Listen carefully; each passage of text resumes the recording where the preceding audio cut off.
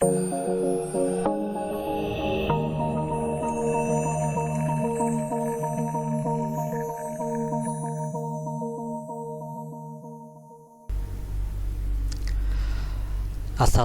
warahmatullahi wabarakatuh. Selamat pagi semuanya. Salam budi luhur. Bertemu lagi dengan saya, Eza Budi Perkasa, di video perkuliahan mata kuliah Teori Bahasa dan Otomata di pertemuan ketiga yang akan membahas tentang non-deterministic finite automata. Jadi review lagi. Jadi di pertemuan yang sebelumnya, di pertemuan kedua, kita sudah membahas salah satu dari finite state automata, yaitu deterministic finite automata. Nah, sekarang kita akan membahas tentang non-deterministic finite automata. Apa sih bedanya dengan deterministic automata, finite automata? Ya. Jadi perbedaannya adalah dengan deterministic finite automata, kalau non-deterministic finite automata itu dia dari suatu state itu bisa memiliki 0, 1, atau bahkan lebih state berikutnya untuk setiap simbol masukan yang diterima. Jadi jumlah transisinya bebas ya, yang dari satu state ke state lainnya ya. Nah, sama seperti deterministic finite automata, dia dinyatakan sebagai pasangan quintuple atau pasangan 5 simbol, yaitu M itu mesinnya, kemudian ada Q, ada sigma, ada delta, ada S, ada F ya. Dimana Q seperti biasa itu merupakan state-nya apa saja. Lalu sigma itu ingat itu bukan penjumlahan, itu artinya adalah simbol inputnya apa ya. Kemudian delta itu adalah fungsi transisinya yang merupakan hasil dari Q dan sigma. Kemudian S itu himpunan state awal. Nah, kalau di non-deterministic finite automata ada kemungkinan bahwa state awalnya berjumlah lebih dari 1 ya. Kalau jumlah state awalnya sudah pasti 1, maka itu deterministic finite automata ya. Dan F itu adalah himpunan state akhir ya. Jadi F itu seperti biasa, seperti deterministic finite automata, jumlahnya bisa lebih dari 1 atau sama dengan 1 ya. Langsung saja ke contoh ya. Misalnya saya punya mesin ya, yang konfigurasinya adalah Q-nya itu adalah Q0 dan Q1, artinya adalah state-nya adalah Q0 dan Q1, kemudian sigmanya atau alfabetnya adalah A dan B ya. Kemudian S-nya adalah Q0 ya. F-nya Q1 ya. Dan fungsi transisinya adalah Q0A menghasilkan Q0 Q1. Nah, ini bedanya ya. Perbedaan dari DFA dan NDFA ya, atau non-deterministic finite automata ya. Kalau NDFA itu dia outputnya itu bukan berupa sebuah state tunggal, tapi merupakan himpunan dari state, karena dia jumlahnya bisa lebih dari 1 ya. Ini maksudnya adalah dari Q0 kalau ketemu A bisa menghasilkan Q0 atau bisa juga menghasilkan Q1 ya.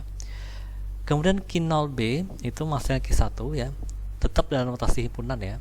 Kemudian Q1A itu menghasilkan Q1 dan Q1B menghasilkan Q1 ya.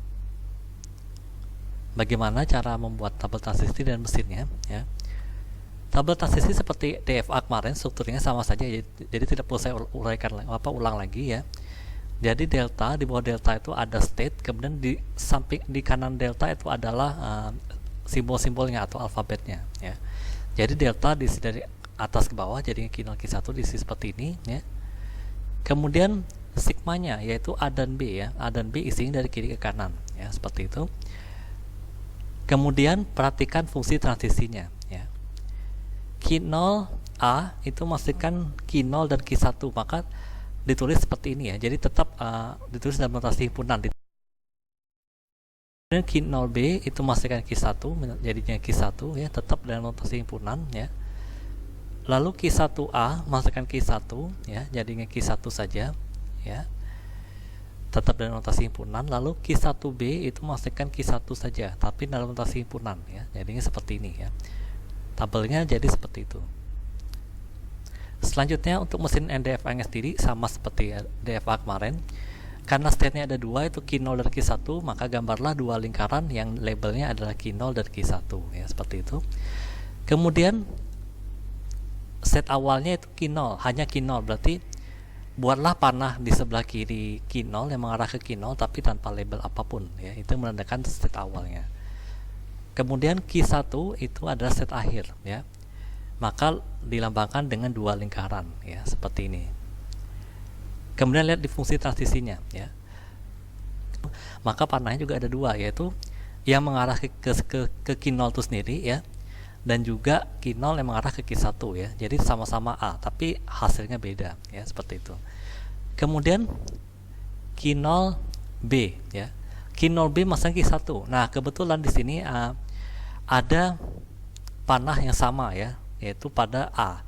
Nah, untuk menggambarkannya dia tidak perlu bikin dua panah yang terpisah walaupun arahnya sama, tapi cukup sama saja panahnya tapi dipisahkan dengan koma untuk transisinya ya. Jadi A, B. Jadi di sini bacanya bukan transisi A, B ya, tapi ada transisi A dan B ya. Beberapa sumber terutama sumber yang berbahasa Inggris dia menyatakan bahwa kalau transisinya beda tapi arahnya sama, maka dia ditumpuk dari atas ke bawah ya. Tapi sama aja ya. Kalau saya lebih cenderung ke samping ya, yang dipisahkan oleh koma ya.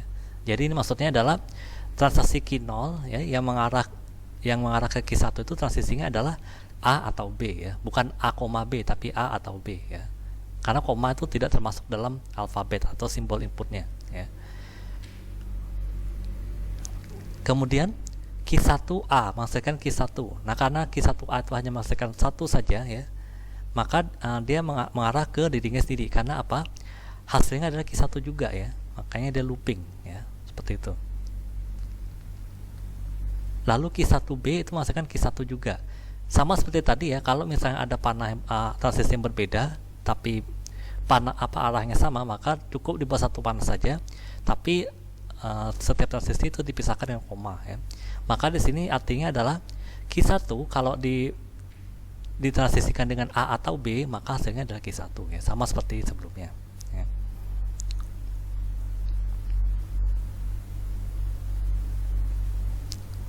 Oke, demikian video untuk pertemuan ketiga, cukup singkat ya, nggak banyak ya. Sampai sini dulu pertemuan kita kali ini, sampai jumpa di pertemuan selanjutnya. Kalau ada pertanyaan silahkan tinggalkan komentar, jangan lupa subscribe juga channel ISB Atmalu TV-nya ya. Saya akhiri, assalamualaikum warahmatullahi wabarakatuh, salam budi luhur.